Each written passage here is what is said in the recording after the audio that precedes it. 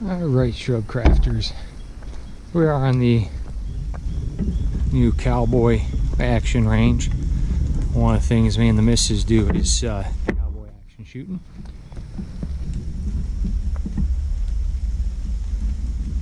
There's some targets. This is the distance we actually practice at. When we get to the matches, they're much closer than that. I mean, rifle's a hair farther away. Actually, rifles, a little bit further away, but pistols are closer, about half that distance. So we shoot on 8-inch plates out there for practice. And the way out across the way, it's hard to see, but right in the middle is a white target. It's another silhouette that's usually up here for practice. I'm going to be shooting on that center silhouette with the flintlock. Back here, there's an orange chair way back there. It's going to be exactly 50 yards from where that chair is going to be set up to target. Today, we'll be going over some basic flintlock stuff. There's not a ton of channels on YouTube. I think there's Black Powder Maniac, which is awesome. Has done a lot of shooting, a lot of good videos up there. So if you're new into it, I definitely highly recommend you check out his channel. Would have been nice 10, 12 years ago, a little longer than that. When I first got into it, had his channel been up, because there's some things that I've gone through, and I'll try to go over, not in this video, but some of the issues, problems, and solutions to hunting, target shooting, and practicing and getting set up with custom muzzle loaders, as well as production. I've got a couple of Peter Solis, and then this one, custom built, about 22 years old. Has shot a lot of deer, none by me. Just got this year from my uncle, and I'll go over some of the specs on that shortly. So since this is a checking this gun for a 50-yard zero right now, I know it can shoot it. I know it can shoot 100 yards. I'm not quite comfortable with this at 100 yards consistently to take that shot, and that's just because with the old FlichLocks, and that's FlichLocks, one of the things that happens is too much powder in your pan creates a longer burn, more smoke, more fizz, that your delay is going to be longer getting the shot off. So actually less powder is better, and a little bit away from the actual hole.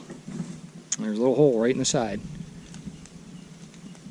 And the way these work, you have your frizzen, your spring, which is your main spring, and this needs to be tuned. This is an L&R Durs Egg lock with a 50 cal Green Mountain barrel. And this is a super nice tiger stripe stock, which over the years has darkened. Like I said, this is about 22 years old. My uncle made this as one of his first guns. He shot 4 deer in one day with this. Just an amazing shooter. Alright, I don't know, it looks like my camera's doing something, so I don't know what it got everything here. So I just put 100 grains measured charge down inside. Next, I want to get one of my patches. The thing about black powder is if you're just doing it fast, you can use an undersized ball. And Black Powder Maniac does this. He uses a 480 ball in his 50s, they ram home faster. You get more shots in between. For target planking, that's exactly a good way to do it. I try to find the most uniform patch. I try to line them up the same way every time. So if that's vertical stripes up, sideways, whatever. Take one of your balls. I use 4 9/0s with a .18 patch.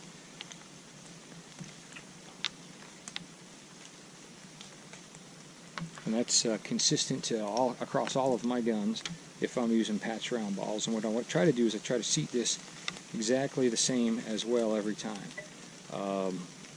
Right down the middle. I like to get equal curl all the way across.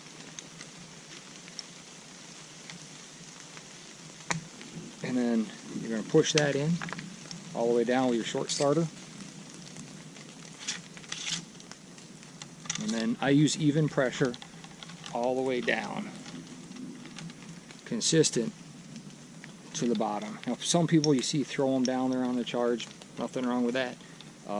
You're not worried about deforming your balls. You're shooting them anyway. Military manuals tell you to do that. At this point, you are loaded, ready to go. The only thing between you and the target is what's going to go on in here. I'm going to put some hearing protection in, I hope. A good quality lock that goes off every time is just absolutely rewarding. That said, there's no black powder anywhere near me that is open. My horn is shut. Those are important things to remember. At this point, I'm going to charge my pan. I'll show you guys that again. There's one, came out way more than I need. And good to go.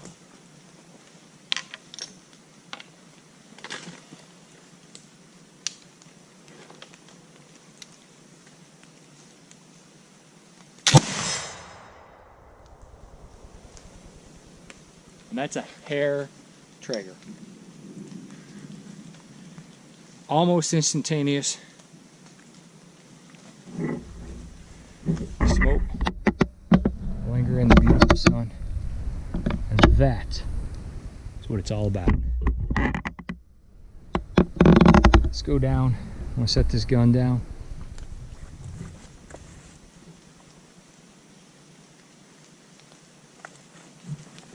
I'll go take a walk.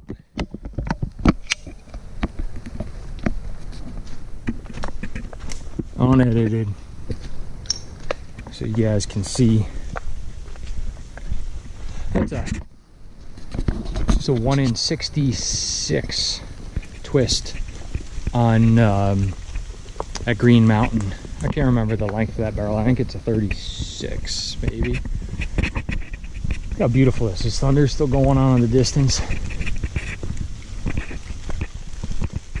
And when I say those are hair triggers, I mean, a set trigger so beautiful. My uncle did a phenomenal job. Absolutely phenomenal. Look at this. I mean, how can you not ask for a better day? So here is patch round ball. Now I pulled that a little bit because I just got on target and I just settled in. And right when I touched that trigger, it went off and that little flinch pulled. This is at 50. So that little bit, and this is why I say practicing with these things is essential, especially in the FlichLocks.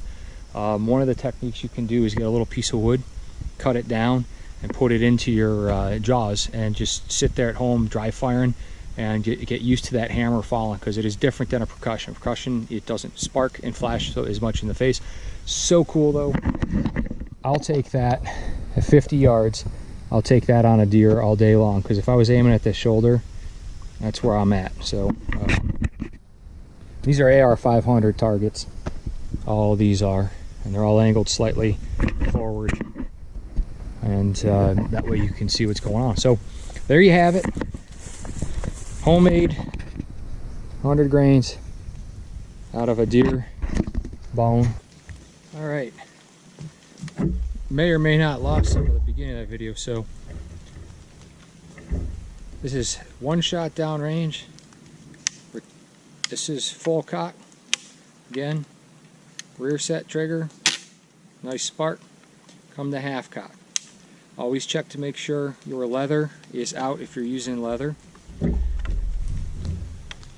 This flint, in between shots, if you're not just target shooting and you're hunting, wipe your frizzen and wipe your flint every time.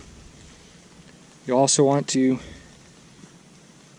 take your pan brush, make that clean, and vent pick inside, clear that touch hole every time. That's how you make sure things are consistent. With black powder, consistency is the key. I guess with all sorts of shooting disciplines. So I'm just putting it back on the foot. There's no charge in there yet, so I don't worry about that muzzle leaning against me. I'm going to get my pillow ticking patch. Again, I'm going with Hoppy's number 9, black powder, patch lube, and cleaner.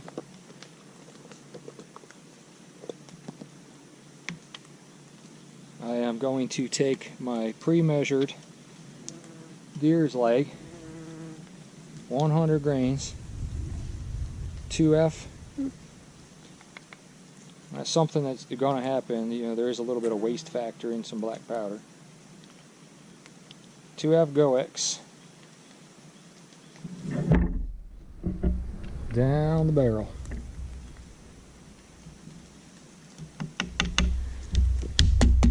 Settle your powder. Don't have to, but settle your powder. Get it down there. It's a little more consistent. Get yourself a ball. Again, I'm using 490 Hornady balls. I don't cast my own yet. I would love to, but just another part of the hobbies that add up. One thing that's nice about black powder is it's natural mosquito repellent. I like to line up everything evenly. Center that ball with the stripes in the same direction. I take my homemade seeder and you're just going to seat. Now after your first shot, it will go a little harder.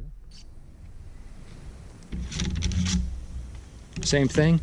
Keep your hands close on your rod when you're ramming these home and trying to use consistent, even pressure all the way down. Now right here, it's getting real hard because that's where all the powder is.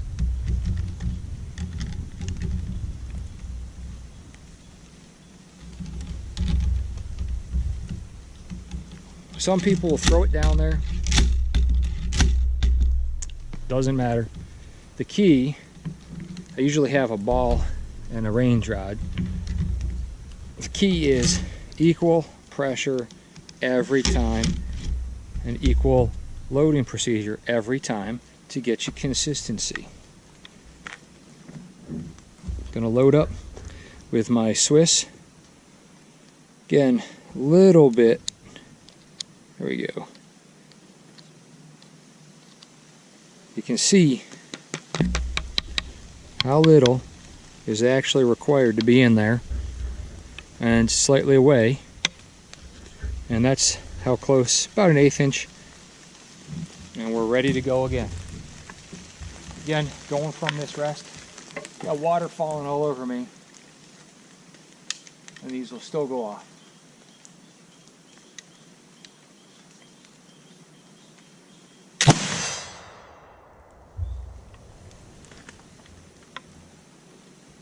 There's 2 downrange.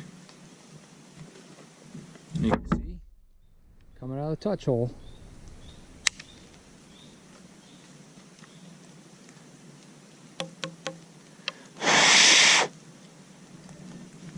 Look at that. Just beautiful, lingering in the air. A humid day like today is awesome. I'll let that. And I'll show you. What did that smoke? How cool is that? That's, if you don't love black powder, there's something wrong with you. The smell. I say that, but Shrub Kitty doesn't love it. Mrs. Shrubcraft. She doesn't mind it, but she says it's got a funky smell, same as some gunpowders. So here, if you didn't notice, with that little extra powder, and it doesn't add, it's not much, a little extra powder in that pan, and you're going to notice that longer delay. So between shot 1 and shot 2, I'll try to edit those clips side by side for you. But I had a dead center hit high. So this is a fouling first shot, second hit. Aiming right there.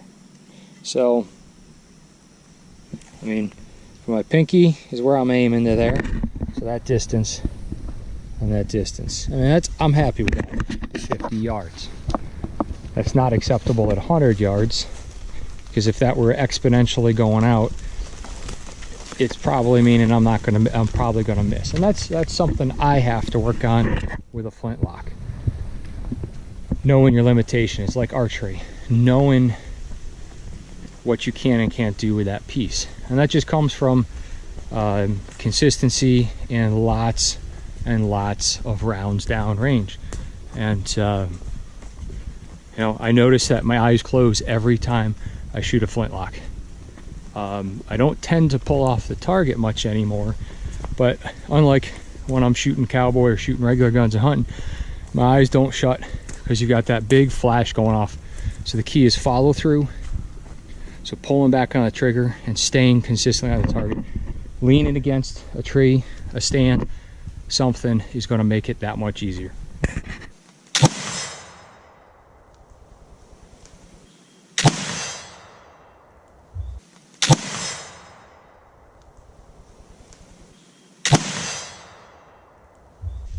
Load it up again.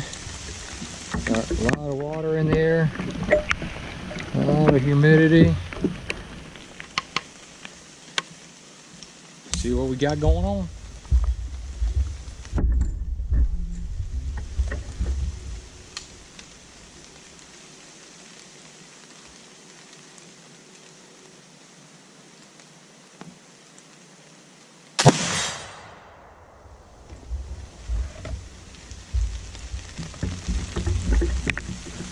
And that one hit about a ½ inch to the left again where my first fouling shot went. So again, you can see I'm pulling to the left. It's not the gun, it's all me. It's that follow through. So I'll take it. 50 yards is my acceptable limitation right now. As an ethical hunter, as you can tell, lots of rain, lots of moisture still going off, and that's 3 shots downrange with this.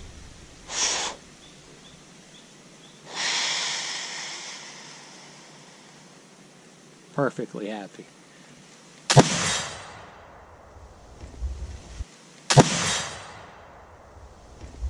Have to. So there's 3 shots out of this. I'm going to load it up. I'm going to take a shot just for fun out at the 100, and we'll see how we do.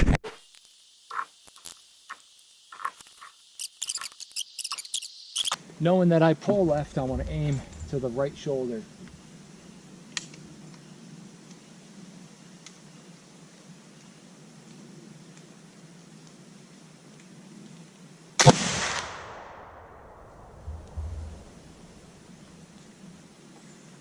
And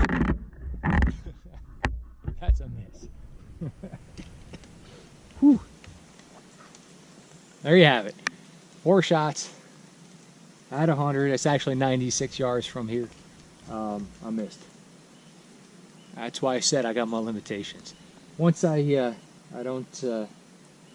don't jerk as much on there. But I'll tell you what, L&R Deer's Egg is phenomenal. You can get aftermarket ones for there. I'm going to show, I got a Pennsylvania Peter Soley, and it's got factory lock. We'll see how that one does. And I haven't shot that yet, so we'll get that coming up here. And from here, hope you enjoyed.